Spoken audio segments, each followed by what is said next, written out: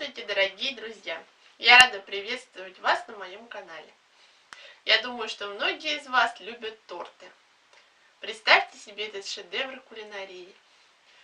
Закройте глаза и представьте свой любимый торт. Взбитый крем, сливки и прочее. Но я думаю, все знают, что это лакомство, к сожалению, не очень полезно для нашей фигуры и здоровья. Но мы сегодня приготовим необычный торт, который является очень вкусным и в то же время полезным для здоровья. Это морковный торт. В нем содержится каротин и полезные витамины. В сочетании со сметанным кремом он лучше всего будет усваиваться в организме. Итак, давайте готовить!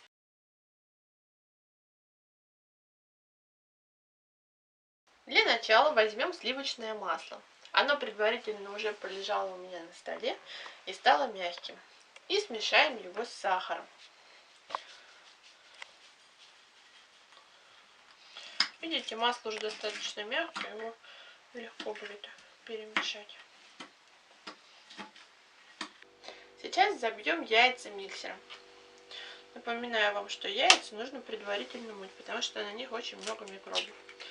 Лучше всего это делать с пищевой содой.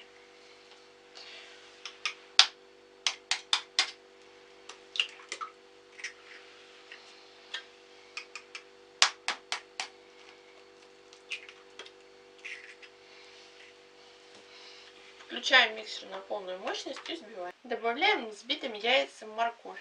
Ее нужно предварительно потереть вот на такой самой мелкой терочке. Еще такая небольшая хитрость. Чтобы тесто было помягче, я всегда добавляю немного кефира. Буквально на глазок. Сейчас я добавлю и покажу вам.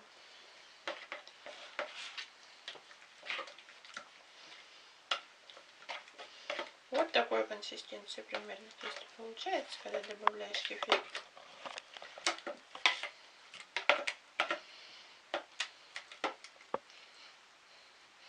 Сейчас будем добавлять муку и соду. Добавляем предварительно просеянную муку.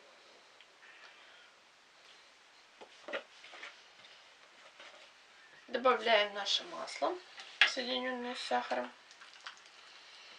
И сейчас все еще раз перемешаем. И еще один секрет. Соду я добавляю всегда в самом конце, чтобы она дала максимальную схожесть. И после того, как добавляю соду, перемешиваю, перекладываю в подготовленную уже форму и ставлю запекаться в разогретую духовку. Духовка тоже у меня уже разогревается.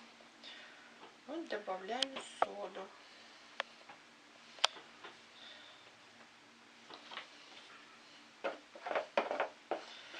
Все граммы будут указаны в рецепте. Видите, сразу пузырьки в тесте пошли. Эта сода начала работать.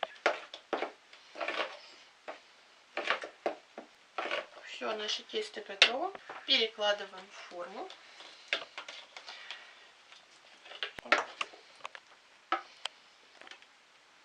Духовка включена на 200 градусов. Будет наш торт выпекаться приблизительно 40-45 минут. Пока он выпекается, мы приготовим крем. Для приготовления крема нам понадобится сметана. Лучше брать 15-20% жирности. И сахар. Сахара я беру немного. Граммы будут указаны в рецепте. Так получается меньшее количество калорий, на вкус очень нежный крем. Вообще сметана один из моих самых любимых. Наш тортик готов. Посмотрите, какой красивый он получился. Сейчас надо, чтобы он остыл. Также уже готов и наш крем. Он должен был стать однородным. Видите? Сахар весь полностью растворился. Сейчас мы подождем, пока он остынет, и будем украшать кремом и фруктами. Наш торт готов. Приступаем к финальной стадии. Сначала поливаем его кремом. Аккуратненько так по середке начинаем распределять. Даже если крем стечет по краям, будет очень красиво, ничего страшного. И теперь начинаем украшать. По краям раскладываю дольки мандарина. Вообще, в принципе, торт можно украсить по желанию. Если у вас нет времени, можно просто посыпать его сверху шоколадом. Если хотите создать более праздничный вариант, можно использовать фрукты. Такое солнышко создаем. Смотрите, как крем красиво стекает на края. Не бойтесь, если мандаринки начнут скатываться. Крем немного постоит, и он круго приклеится. По центру выкладываем бананы. Буду по кругу их раскладывать. Смотрите, как красиво получается. Обязательно попробуйте сделать. Очень вкусный торт. Я готовлю его очень часто. Мои близкие очень любят. Сейчас надо, чтобы тортик постоял приблизительно где-то 2 часа, пропитался. И будем дегустировать. Так нарезаем наш тортик. Он уже пропитался кремом.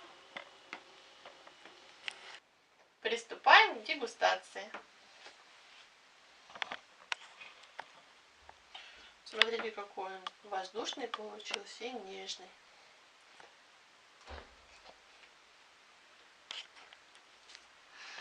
Очень такой легкий, приятный на вкус.